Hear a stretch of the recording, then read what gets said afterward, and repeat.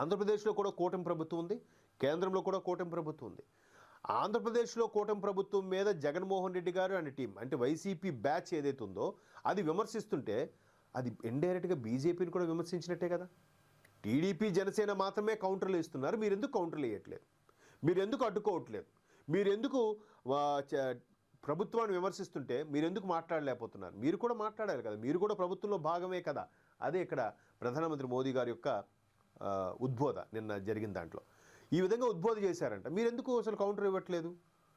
మనము టీడీపీ జనసేనతో కలిసి ప్రయాణించడం వల్ల భాజపాకి సుమారుగా 8-9 ఎమ్మెల్యే సీట్లు అలాగే ఒక 4-5 ఎంపీ స్థానాలు ఎలా కైవసం చేసుకునగలిగారు అంటే బికాజ్ ఆఫ్ టీడీపీ జనసేనతో కలిసి పోటీ చేయడం వల్ల, పార్టీని విస్తరించే క్రమంలో, సౌత్కి స్ప్రెడ్ చేసే క్రమంలో భాజపా పక్షాలు ముందుకెళ్తున్నాయి. ఎక్కడ ఎన్డీఏ భాగస్వామ్య పక్షాలు ఉన్నా కూడా అక్కడ డబుల్ ఇంజిన్, ట్రిపుల్ ఇంజిన్ ఏదైనా కానీ సర్కార్ కూల్గా వెళ్తుంది, నడుస్తుంది, అభివృద్ధి పదంగా నడుస్తుంది, పైపెచ్చు రిపీటెడ్గా మళ్ళీ అదే గవర్నమెంట్ కూడా గెలుస్తుంది.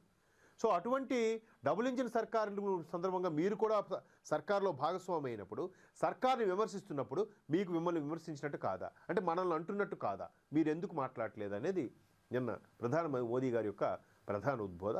సో ఇకపై బీజేపీ కూడా ఆంధ్రప్రదేశ్లో వైసీపీ బ్యాచ్పై అటాక్ స్టార్ట్ చేయబోతుంది. పైపెచ్చు అధిష్టానం ప్రధానమంత్రి స్వయంగా చెప్పడం ఇంకేముంది. గో